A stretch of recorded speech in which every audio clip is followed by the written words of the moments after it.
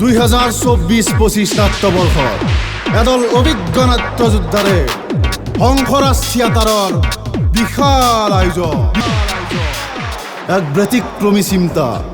আৰু ব্যয়বহুল প্ৰযোজনাৰে অসমৰ আগশাৰী নাট্যকাৰ অনন্ত দেউৰ ৰঘু ড্ৰাইভাৰ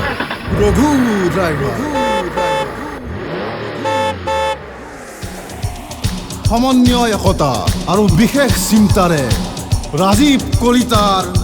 শ্মশানত চন্দ্ৰ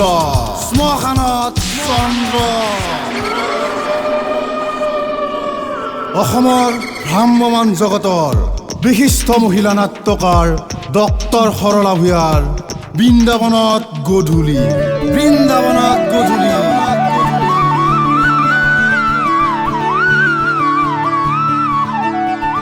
2024-25 বৰ্ষৰ বাবে আমি বিচাৰিছো ৰাইজৰ মৰম আৰু